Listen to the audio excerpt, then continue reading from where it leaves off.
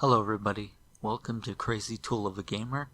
Today I'm going to talk about my schizophrenia and the story around it. First, it started as meditation. I would meditate to Tool albums and get the meaning from them, the real meaning behind them. It basically told me the meaning of the Tool albums, which was very cool for me because I like Tool and I want to know the meaning behind these albums. And it told me The Patient was a story of not only the lead singer's mom, but also about the spiritual awakening process. You have to be patient with what you want to achieve. You can't just get it right away. It takes time, which made sense to me. So after that, for a while I meditated to more albums and I was getting the meanings from them. Suddenly it took a dark turn.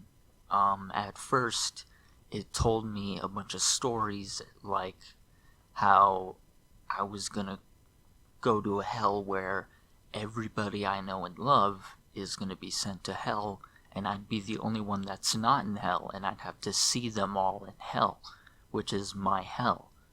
I thought it was very scary, and it made me question my own sanity.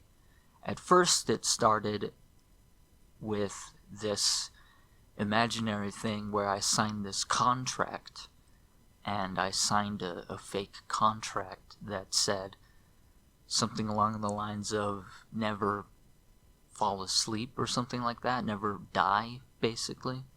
And I signed the invisible contract, and then in the shower I was freaking out because I realized that I thought everybody signed a contract so everybody would go to hell except me. I would be in my own hell watching them all go to hell, and it scared the shit out of me. But after a while I kind of realized, or rather the delusions, they kind of just faded away. It didn't lead up to anything. So after that, I wrote it all down on... Hang on, let me find it. So I have it all written down right here. Let me read it for you.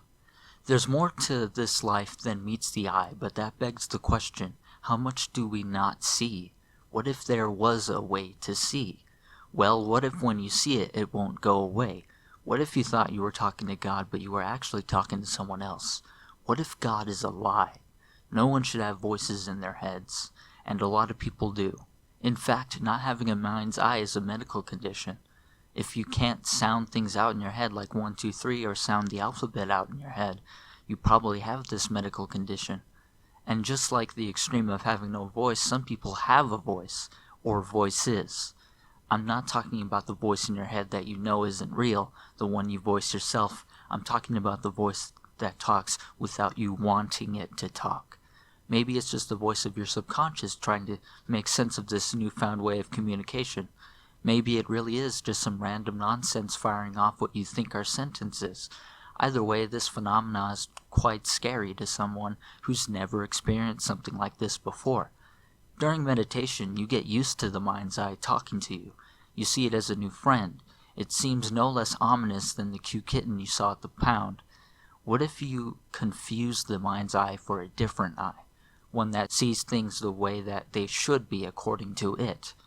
What if all the voices are trying to say something but not consciously?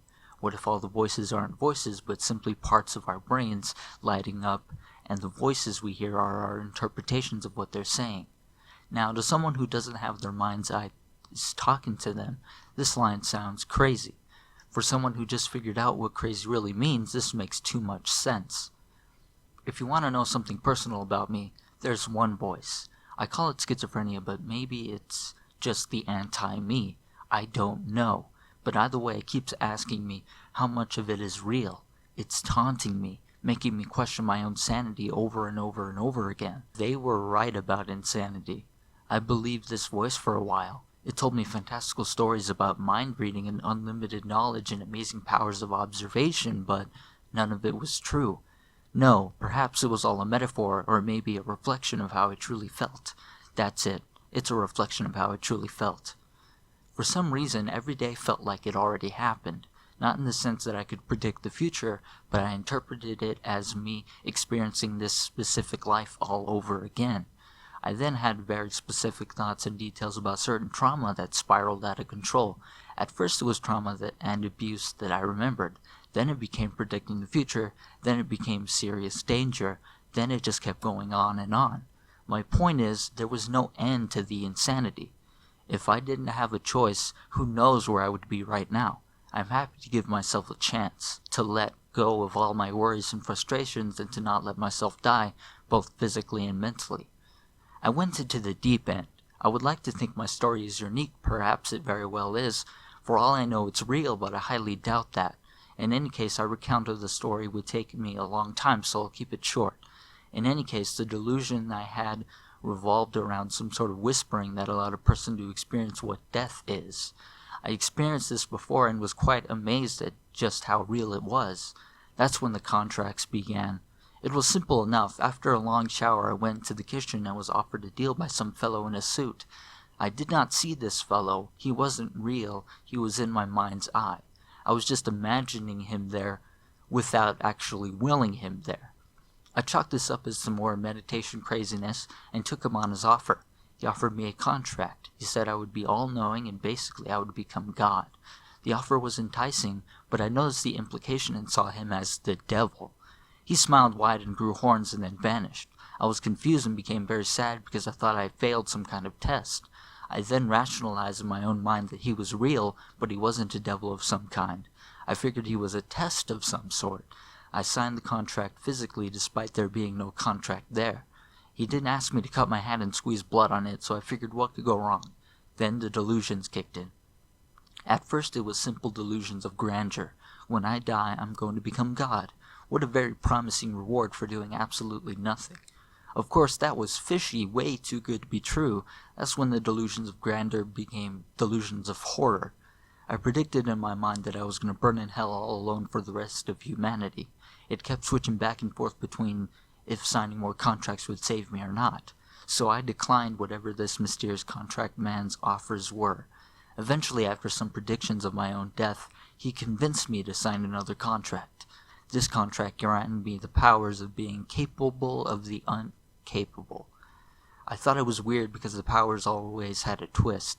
The twist this time was that I can't defend myself because I'm too complacent. If someone were to assault me, I would just let them because I would have no idea what to do. If someone were to wrong me in any way, I would just let them. This power allowed me to defy my own expectations of myself. Perhaps instead of being assaulted, I would be able to defend myself. Instead of letting someone wrong me, I would be able to wrong them and get the upper hand. These delusions became violent. I pictured not being able to replace the stupid hard drive on my laptop because I couldn't find the screws to it. I then imagined that they couldn't get me the screws because they're a very specific kind of screw, ones that are made specifically for that laptop and cannot be found anywhere else but those laptops. I became enraged in this delusion and broke the employee's right leg, hit him over the head with my laptop over and over and over again in my own imagination. It was very invigorating in a strange way. It felt like I was letting go of years of torment. Of course, in reality, I would never do this. The employee is not responsible for the screws of the laptop, and I imagined me saying that in court. I was trying to tell the employee to sue the company responsible because if someone were to be even more crazy than I, they would do more damage. Of course, that was me scapegoating the scapegoat. I pictured myself as a martyr who was there only to help. It didn't click that it was still in my head, though, and the delusions continued. I didn't sign a single contract more, despite the fact I had the delusion of being alone and watching all my friends and family go to hell without me. It was a very scary delusion, and even the contract man came back with another contract that allowed me to not know of my future pains. I declined.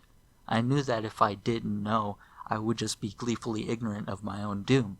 I believed wholeheartedly that I knew of my doom and that there was nothing I could do, but not once did I ever sign a single contract more. The delusions came at me full force after a while. I imagined many things, but it was hard to discern reality from it all. I was still fully and consciously aware of my surroundings, including the virus that kept going around, COVID-19. They were all real. It's just that I thought they were spirits of some kind trying to trick me into going mad, which in turn made me go mad. I couldn't discern if the spirits were real or not, so I had a hard time deciphering what to believe was real. Reality never distorted around me, but the spirits kept following me. I tried to hide under the covers in my room, and they followed me. I went to the bathroom, and then they followed me. Everywhere I went, I felt spirits haunting me. I thought they were real spirits, and I never once questioned if they were real until one day I did. The spirits beckoned me to believe that they were real, as if their existence relied solely on my belief in them. It became ever maddening as they promised nothing but pain, yet their pleas for me to believe them that they were real only grew louder. As time went on, slowly but surely I realized the spirits were not real, and that it was all in my head. I looked up schizophrenia, and it sounded a lot like what I was going through. I felt blessed to know they were just delusions in my head, and nothing more. Still, it scares me a bit. I'd never once gone through an experience like that in my life. It felt so real, but of course it felt real. Everything is real if you believe it to be real. I'm happy to report that I'm taking my life back. Alright, hope you guys enjoyed the video. Please, if like we did, let me know if you want more videos like this, and that's it. See you later.